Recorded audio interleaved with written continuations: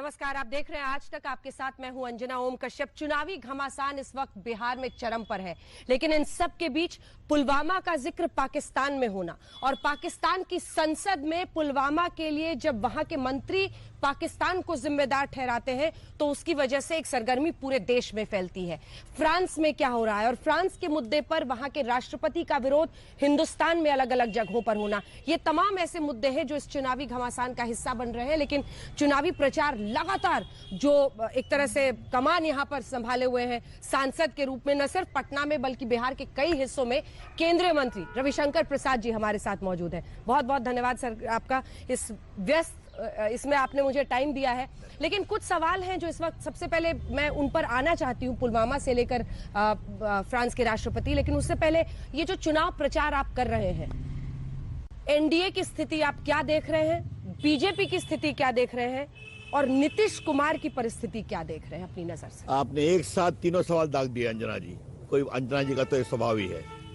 देखिए, पहली बात जान लीजिए, बिहार का ये चुनाव खौफ, डर, अपहरण, फिरौती, दूसरी तरफ सुरक्षा, आशा और भविष्य की ओर नई ऊंचाई तो देखने का आग्रह, इन दोनों के बीच में है।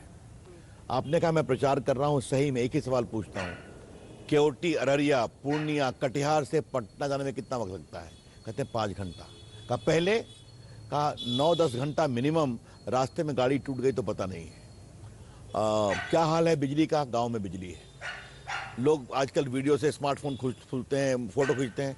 हमने कहा ये बताओ, देश का आईटी मंत्री का एक सवाल है, अच्छा लगता है हाथ में स्मार्टफोन है, लालू जी के राज में दिखाते का जहाँ जीना सरकार छिना जाती हल।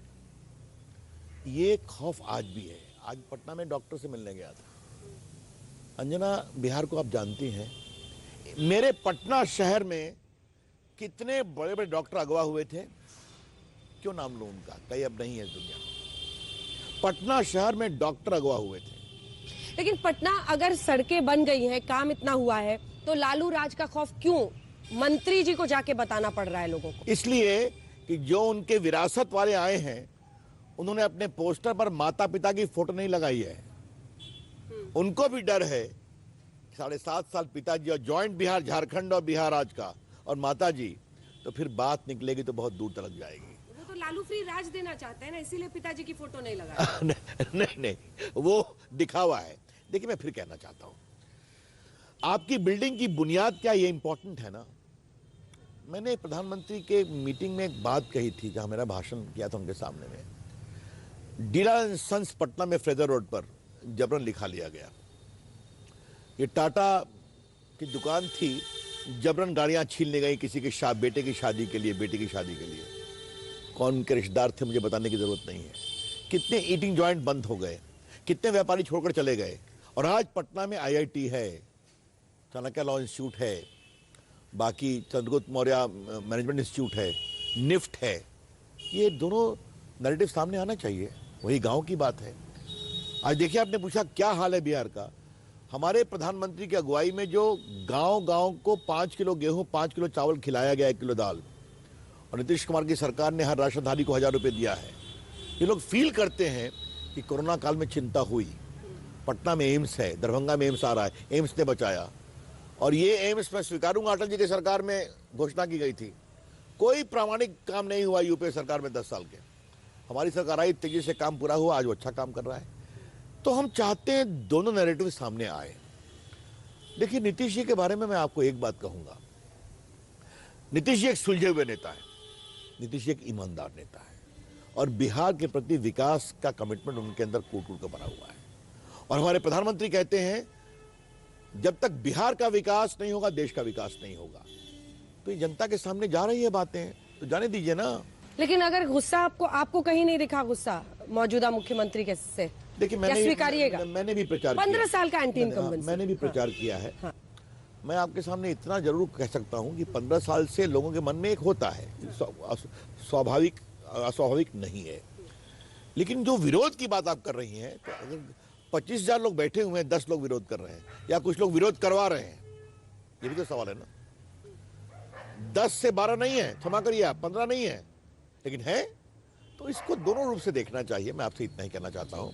अब सर मैं जरा पुलवामा के मुद्दे पर अब आना चाहती हूँ, क्योंकि पाकिस्तान में संसद में ही जब खुद उनके मंत्री ने कहा कि पुलवामा हमने कराया था, उससे पहले एक साहब बता रहे थे कि कैसे फॉर्मर स्पीकर कि शाह महमूद कुरैशी डर के उन्होंने अभिनंदन को छोड़ा था, और अब आपकी पार्टी कह रही है कि जो सबूत गैंग है वो अब चुप हो जाए।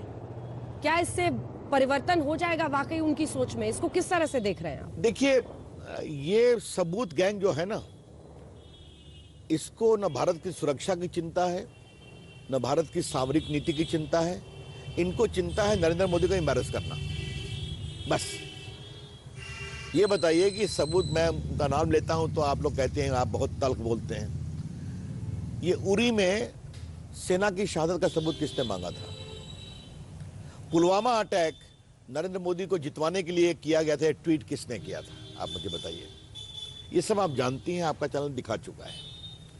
आप मुझे ये बताइए कि बालाकोट में भारत के स्ट्राइकिंग एयर स्ट्राइक पर सवाल किसने उठाए थे? सबूत दो। जबकि पूरी दुनिया ने माना कि 150-200 आतंकवादी मारे गए। अब आपने बात कही है पुलवामा की, जो वहां उन्होंने एडमिट किया है, तो ये तो बहुत बड़ी बात है ना। और हाँ, अगर वहां चर्चा हुई है तो शायद पाकिस्तान की सरकार को ये मालूम था कि अभिनंदन को अगर नहीं छोड़ते तो नरेंद्र मोदी का भारत है, एक साहसिक नेता है। पॉलिटिकली अब इसका इस्तेमाल करेंगे आप लोग? देखिए, हर चीज को हम पॉलिटिकली इस्तेमाल नहीं करेंगे, लेकिन अगर सवाल उठेंगे तो क्यों नहीं सवाल पूछेंगे। अगर कांग्रेस पार्टी के एक नेता बड़े जाके कहते हैं कि पाकिस्तान में कोरोना का मैनेजमेंट हिंदुस्तान से बेटर है, अगर इमरान खान श्रीमान राहुल गांधी के सवाल को उठाएंगे यूएन में इंडिया के खिलाफ, तो ये विषय बनेगा ना, और बनना चाहिए कि नहीं बनना चाहिए। तो फिर मैं आपसे पूछता हूं कि राफेल के विषय पर कितनी तल्ख टिप्पणी की गई, कितनी स्तरहीन टिप्पणी की गई, तो सच्चाई तो सामने आ जाती है ना, सच्चाई सामने आ जाती है। तो आप इस मुद्दे पर अब कांग्रेस और पूरे विपक्ष को कह रहे हैं कि वो देश विरोधी हैं? मैंने ये तो नहीं कहा, मेरे शब्द थे सामरिक नीति। देखिए, कुछ मामले में कंसेंसस रहता है। अब यहां पर वो आए ना, क्या कह दिया था भाषण में कि 1200 किलोमीटर चीन की सेना घुस गई है। अब उनकी कौन स्क्रिप्ट लिखता है नहीं लिखता है, छोड़ दीजिए, चर्चा का विषय होना चाहिए। लेकिन कुछ मामले में दुनिया का एक वसूल है कि चुनाव में सामरिक नीति के बारे में थोड़ा हम लोग सावधानी बरतते हैं। अब वो सावधानी बरतने का युग खत्म हो गया है। एक दो सबूत गैंग एक एजेंडा तय करता है, बाद में एजेंडा पर उनकी पिटाई होती है, वो एजेंडा असफल साबित होता है, कई मामले में झूठ साबित होता है। तो ये तो ईमानदारी होनी चाहिए ना कि हमारा असेसमेंट गलत था, ये तो मैं कह रहा हूँ। कश्मीर में लेकिन 3 बीजेपी नेताओं की हत्या हुई है, उसको लेकर भी एक जबरदस्त बवाल है। ये परिस्थितियां कब बेहतर होंगी? क्या हो रहा है, ये क्यों हो रहा है, और आपकी पार्टी, आपकी सरकार कैसे देख रही है? देखिए, कश्मीर के बारे में, अब आप बिहार के चुनाव की बात, कश्मीर में मुझे आप ये बताइए कि अगर किसी ने कहा कि हम तिरंगे को जब तक नहीं फहराएंगे, जब तक कश्मीर का झंडा नहीं लहरेगा, तो उसका जवाब वहां के लोगों ने दिया कि नहीं दिया, ये भी देखा आपने। सिर्फ जम्मू ही नहीं, श्रीनगर में भी दिया। अब कुछ डेस्परेशन है। आज पाकिस्तान से आया आतंकवादी का दिन तय है कि वो कितने दिन रहेंगे, उसके बाद कब उनको गुजरना पड़ेगा। नरेंद्र मोदी की सरकार का स्पष्ट आदेश है कि आतंकवादियों पर पहली गोली तुम नहीं चलाओगे, चाहे पाकिस्तान से भी हो, लेकिन फिर हाथ बांध के नहीं, हाथ खोल के जवाब दोगे। आप देख रहे हैं, कोई भी आतंकवादी लंबा नहीं ठहरता है। जो हमारे भाजपा कार्यकर्ता मारे गए, ये पीड़ादायक है, हमें भी बहुत दुख है, लेकिन हमारे भाजपा कार्यकर्ताओं के साहस का मैं अभिनंदन करता हूं कि मैंने खुद कश्मीर में बहुत काम करके देखा है, कितनी हिम्मत के साथ वो खड़े हैं। महबूबा मुफ्ती, उमर अब्दुल्ला, सब अब बाहर है, फारूक अब्दुल्ला, सब एक साथ हो रहे हैं। अब सवाल यह है कि वो तिरंगे को लेकर जो उनका रवैया है वो अब एक बार फिर से खुलकर सामने आ गया है। वो परिस्थिति कैसे नियंत्रण में आएगी और बदतर नहीं होगी, ये भी आप ही लोगों को देखना पड़ेगा। परिस्थिति का जवाब बहुत सिंपल है अंजना जी। कश्मीर की राजनीति का पूरी बुनियाद बदल गई है उसकी। अभी तक राजनीति क्या थी? वहां पर 2-3 परिवार थे, केंद्र से, उसको मरकज बोलते हैं, केंद्र से पैसे लो, कोई अकाउंटेबिलिटी नहीं, बाकी काम करो। अब वहां के लोग चाहते हैं पार्टिसिपेशन। क्या गुज्जर और बाकी जो हमारे वहां के थे, ओबीसी, SC ST, उनको उचित रिजर्वेशन मिलता था क्या? मुझे बताइए आप। नहीं मिलता था ना। अब तो सब मिल रहा है। अब बताइए, कश्मीर में जो टॉयलेट माथे पर ले जाने के खिलाफ जो निषेध कानून है वो भी लागू नहीं था।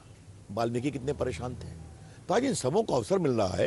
कुछ लोग की पारंपरिक पॉलिटिक्स खत्म हो रही है कश्मीर में। अब देखिए आप लोग वोटर भी बनते हैं और बाहर के लोग जमीन भी खरीदते हैं। तो यही तो हमने कहा था ना। यही, इसको आप खूब पॉलिटिकली यूज कर रहे हैं। योगी जी भी आते हैं, रविशंकर प्रसाद जी भी कहते हैं कि अब बिहारी जाकर कश्मीर में जमीन खरीद सकता है। अरे मुझे अब ये बताइए ना, एक देश में दो निशान, दो संविधान, दो प्रधान नहीं चलेंगे। पहले कश्मीर में घुसना मना था, आज कश्मीर के लोग उसको बड़े प्रेम से स्वीकार कर रहे हैं ना। मैं आपसे सवाल पूछता हूं, अगर कश्मीर का विकास चाहिए तो कश्मीर में उद्योग चाहिए कि नहीं चाहिए? तो उद्योग के लिए बाहर के लोगों को जमीन चाहिए कि नहीं चाहिए सरकार की सहमति से? और मैंने उन कैंपों को देखा है कि पाकिस्तान से 47 के बाद जो लोग आए थे उनको आज तक नागरिकता नहीं मिली थी। और ये सवाल हमसे पूछा गया कि जो लोग यहां से आगे चले गए वो प्राइम मिनिस्टर भी बन गए, और जो उस समय शेख अब्दुल्ला की बात मानकर रुक गए उनको नागरिकता नहीं मिली। ये भी तो कश्मीर की कड़ी सच्चाई है ना। और देखिए, मैं आपसे एक बात पूछना चाहता हूं, इतना अधिक कश्मीर को सहयोग किया गया, करना भी चाहिए, कश्मीर भारत का अंग है, फिर भी वहां सियासत कैसी पनपी? 370 हटने के बाद कश्मीर में एक नई ऊर्जा आई है। वो देश को समझ रहे हैं, अपने को समझ रहे हैं, और विकास की बहुत बड़ी चाहत है। वो हम कर रहे हैं और करेंगे। लेकिन कुल मिलाकर अब हम देखें तो सेकेंड फेज के पहले सुशासन, कुशासन, रोजगार, बेरोजगारी, आतंकवाद, पाकिस्तान, ये सब मुद्दे आ गए हैं बिहार में। आपको लगता है ये सब मुद्दा इंपॉर्टेंट रहेगा लोगों के लिए, या लोग अल्टीमेटली यही यहाँ पर भी देखिए, एक तो जाति का कार्ड बहुत चलता है रविशंकर जी, वो भी एक सच्चाई है यहाँ की पॉलिटिक्स की, और आप कह रहे हैं विकास का मुद्दा लोग मानेंगे। नरेंद्र मोदी के चेहरे पर वोट देंगे या नीतीश कुमार के चेहरे पर वोट देंगे? हमारे प्रधानमंत्री कहते हैं ना, जब तक बिहार का विकास नहीं हुआ देश का विकास नहीं होगा। और 1.25 लाख करोड़ का पैकेज, 40,000 करोड़, उस दिन पीएम ने अपने बातचीत में कहा ना कि बिहार के हर गांव में ऑप्टिकल फाइबर हम ले आ रहे हैं, पूरे देश में लाना है 6 लाख गांव में। हमने कहा सर बिहार से शुरू करो, उन्होंने कहा करो। अब आप सोचिए, हर गांव में ऑप्टिकल फाइबर पहुंच रहा है, बिहार के लोगों के हाथ में स्मार्टफोन आया है, एक नई चाहत है, गांव-गांव में हम वाईफाई देने की बात कर रहे हैं। तो ये एक नई सोच है और उसको होने दीजिए ना, यही विकास की बात है। और आप तो बिहार को जानती हैं, याद है ना पहले एक नारा लगता था लालू जी के समय में, तेल पिलावन लाठी भजावन, पटना की रैली में।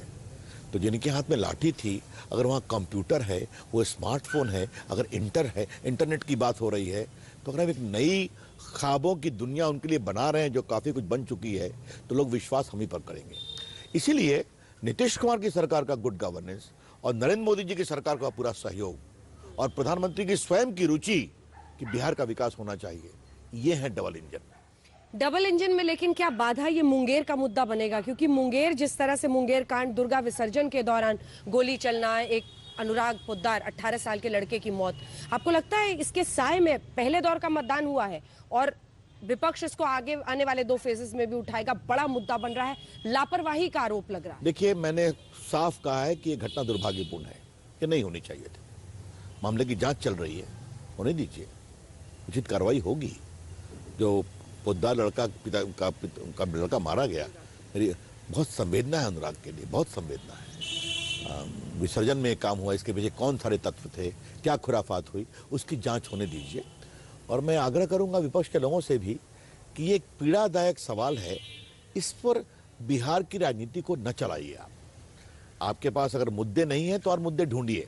लेकिन इसमें ट्विस्ट है ना सर, इसमें यह आरोप लग रहा है कि आप हिंदू हितों की बात करने वाली एक ऐसी पार्टी, उसके राज्य में दुर्गा विसर्जन के दौरान एक 18 साल के लड़के की गोली लगकर मौत हो गई। देखिए, मैं पहले कहता हूं, कोई भी सरकार है उसका काम सबों की चिंता करना है, क्या हिंदू क्या मुसलमान। लेकिन दुर्गा पूजा के समय घटना हुई है, ये नहीं होनी चाहिए, मैंने आपसे स्वयं स्वीकार किया। अब जांच चल रही है और इससे हम लोग कोई खुश नहीं है, दुखित हैं, लेकिन हम इसको सियासी मुद्दा नहीं बनाना चाहते, इस बात को समझिए। आखिरी सवाल, कितनी सीटें आप देख रहे हैं और बिहार के चुनाव के नतीजों को आप पूरे इंडिया के नतीजों पर कैसा असर देख रहे हैं? क्योंकि देखिए, बहुत क्रूशियल है, कोरोना के वक्त पर ये चुनाव हो रहे हैं और जिस तरह की परिस्थितियां, कई राज्य आपके हाथों से फिसले हैं, ऐसे में बिहार क्रूशियल है। लेकिन पहली बात आप जान लीजिए, काफी राज्य सरकारें हम लोग जीती भी हैं इन दो में हार हुई है, मैं मानता हूं। देखिए, पहले तो बिहार के वोटर्स का मैं अभिनंदन करता हूं। तमाम कोरोना की चुनौतियों के बावजूद वो बड़ी संख्या में निकले। जहां तक जीत का सवाल है, प्रामाणिक प्रभावी जीत होगी, स्पष्ट नहीं, पूर्ण बहुमत नहीं, उससे बहुत आगे जीत होगी, ये मैं आपको दावे से कहना चाहता हूं। बहुत बहुत धन्यवाद आपका। धन्यवाद। रविशंकर प्रसाद जी हमारे साथ आज तक पर, जिन्होंने बड़ी बातें यही कही है। जीत का दावा एक तरफ, लेकिन उन्होंने कहा है कि सोशल मीडिया के प्लेटफॉर्म्स में चाहे वो बड़े से बड़े नेता हो, कोई भी अगर धार्मिक उन्माद फैलाता है तो ऐसे पर उन्हें कार्रवाई करनी चाहिए। और इसी के साथ उनका कहना है कि लालू राज का भी नैरेटिव हम सामने रख रहे हैं और अपने विकास की कहानी भी जनता को सुना रहे हैं। देखते रहिए आज तक।